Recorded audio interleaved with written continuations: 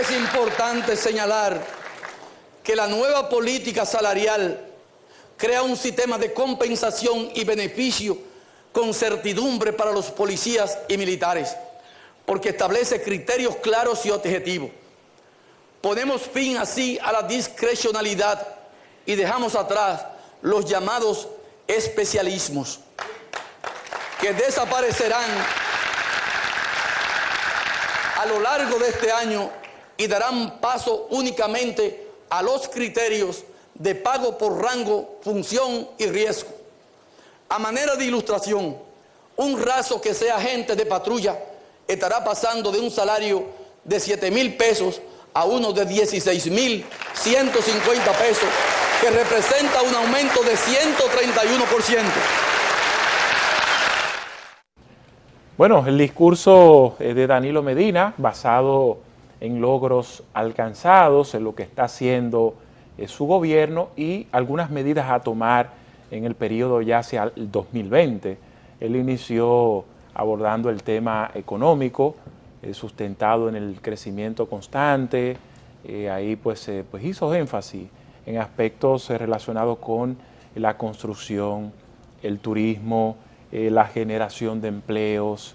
En fin, ahí edificó los aspectos económicos de su gobierno. Mira, la creación de más de 480,000 empleos, rompiendo o aumentando la meta establecida por el gobierno en el primer cuatrienio, digamos 2012-2016, por encima de un 20%, sin duda marca uno de los principales precedentes en las políticas de mercado en la República Dominicana y de la creación de nicho en la República Dominicana. Empleos, como se han definido en varias ocasiones, empleos de calidad.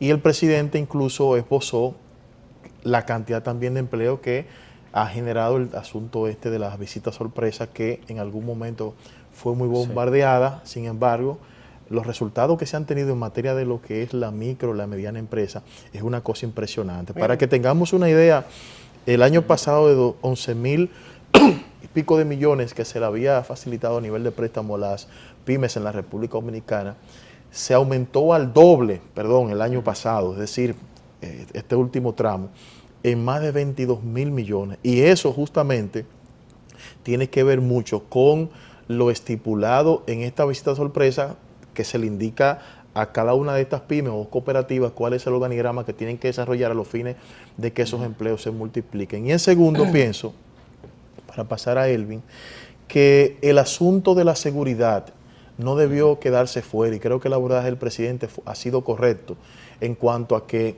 la ley de Policía Nacional y el escarceo que ha habido con los debates acerca de la seguridad ciudadana tenían que dar al traste con una respuesta hacia la mejoría de vida de la gente que hace seguridad, como son los patrulleros, como son los jefes de patrulla y también como es la misma Fuerzas Armadas. Yo pienso que esto complementa lo anunciado por el presidente la semana antepasada, cuando se reunió con el jefe de Interior y Policía y con todos los organismos de seguridad, donde se anunció allí el Plan Nacional de Seguridad, que tiene como elemento esencial ser un plan proactivo, digamos, e integral, que va de cara justamente a que los jóvenes también puedan tener facilidad de educación en las bellas artes, en la educación en el deporte. Y esto, de una manera u otra, yo pienso que fue complementado con este anuncio de aumento salarial por parte de los efectivos. Yo pienso en ese mismo tenor que este tema del anuncio del presidente, del aumento a los policías y a los militares, pero sobre todo el monto, porque ellos están contestes y el presidente sabe que un aumento pírrico no hubiese representado nada. Entonces, hacer el esfuerzo de identificar esos fondos para llevar un raso de una patrulla de 7,000 a 16,500 pesos, un capitán de 16 a 35, es un aumento considerable, pero más allá, ellos no solo se están limitando en este caso al tema del aumento salarial per se, sino que nos están hablando de crear un fondo para darle acceso a viviendas a los policías y a los militares, también un tema del seguro de salud para ellos y sus familiares. Recuerde que en ese sentido no se limitó solamente al tema policía, él también habló de tres aspectos. Las Fuerzas Armadas. Él habló de educación, de salud Exacto. y de seguridad, Exacto. es decir, aumento a los maestros, a los profesores, con Sí, todas sus condiciones que ya la gente conoce, también en el aspecto de salud, un 25% de aumento salarial para los médicos, para los técnicos. Hacia ahí iba, porque todo también personal, el presidente citó, pasando al tema de la salud como planteas, por ejemplo, la nueva red hospitalaria y cómo va a funcionar todo ese sistema, que también es algo revolucionario, y obviamente el tema central del discurso, el más esperado, que era el discurso contra la impunidad, contra la corrupción, cuál iba a ser la posición del presidente de cara a este tema. Pues él hizo lo que la mayoría de la sociedad esperaba. Se puso del lado de la sociedad, pero por ejemplo nos habló Julio de cosas tan importantes como la ley de extinción, que es una ley que va de ahora en adelante, obviamente con la voluntad política que se le ponga, a perseguir a los funcionarios que hayan cometido actos de corrupción y a quitarle los bienes, que era algo que todo el mundo decía, sí, pero es que los juzgan y le dejan lo que se han robado, lo que se han cogido. Entonces yo creo que el presidente dio muchísimas cosas nodales, contundentes. Ahí está el tema, Julio, por ejemplo, del medio ambiente, que no lo descuida. Habló de un nuevo proyecto de sembrar el país de árboles, y esto va a permitir generar 12,000 empleos directos para acabar con la tala de árboles. Ahí está también, por ejemplo, el tema de las obras de infraestructura, más de 104 en el año pasado, todo tipo de carreteras. O sea, en sentido general, fue una locución muy positiva. Yo sé que las críticas rondaron en torno a que el abordaje de esos temas debió ser más profundo. Yo entiendo que lo anunciado por el presidente fue algo práctico, es decir, esto es lo que es. Sabemos que el tema es más profundo y ya en otros escenarios lo ha planteado, ¿verdad? Y se ha reformas y eso en todos los sentidos. Sin embargo, bueno, en este cuatrienio, en este periodo, lo que corresponde fue un aumento policial, que son de los abordajes del tema de seguridad. Bueno, vamos a fortalecer el renglón salud, pues entonces eso implica también mejorar las condiciones de vida del profesional de la medicina, también lo propio con el tema educativo, que dijo, bueno, en un aula nosotros en una etapa nos concentramos en construir. En construir, es decir, había un déficit de aulas y eso se ha logrado, o sea, se ha ido logrando y está bien avanzado. Ahora el tema ya está en las aulas. Nosotros tenemos que pasar a otro capítulo de la revolución educativa. Y habló de formar los maestros. Se gastaron más de 3,000 millones de pesos formando los profesores. En sentido general, o sea, yo le veo dos aspectos, o sea, dos características a esta intervención, a este discurso del presidente de la República en cuanto a los detalles ofrecidos de su rendición de cuentas. Una tiene que ver con el aspecto económico y la otra política. En lo económico, ustedes saben que han llovido muchas críticas, advertencias, hasta de organismos internacionales como el Fondo Monetario Internacional, en la que está previniendo situaciones internacionales que podrían darse y al mismo tiempo afectar la economía dominicana. Le ha exigido que realice algunas reformas y eso. Entonces lo que da un indicio, y así lo explican algunos economistas, de que la situación en materia económica aquí está complicada y eso. Entonces el presidente dice, bueno, nosotros hemos avanzado y miren, este año ha habido algunos logros y se lo presentó. Es decir, es un aspecto que se contrapone, aparte de esas situaciones económicas, y el tema político, que es el que está relacionado ya con la respuesta hacia lo que quería la gente escuchar. Es decir, no estoy ajeno, no estoy al tanto de las cosas que están ocurriendo en mi país y mira lo que he hecho, te he hecho estos logros en materia de transparencia. Fíjense incluso también cómo definió el tema de la corrupción. Dice, bueno, la corrupción nace, crece, se reproduce en la gente, no en el Estado, porque estamos creando la concepción de que para tú ser ladrón, tú tienes simplemente que ser miembro del gobierno, miembro del Estado. Si tú robas, eres un corrupto, es porque tú te desarrollaste sobre la base de esos antivalores. Entonces, cuando te correspondió ocupar una posición en el Estado o en cualquier sector privado, lo vas a hacer. Claro. Pero también admitió que existen algunos aspectos de corrupción, pero que al mismo tiempo lo ha ido fortaleciendo y que esos logros no necesariamente tienen que verse de la noche a la mañana, sino que son a largo plazo. Yo pienso que el anuncio de la creación de la red única, ya hecho directamente por el presidente Danilo Medina, constituye uno de los principales desafíos para la República Dominicana.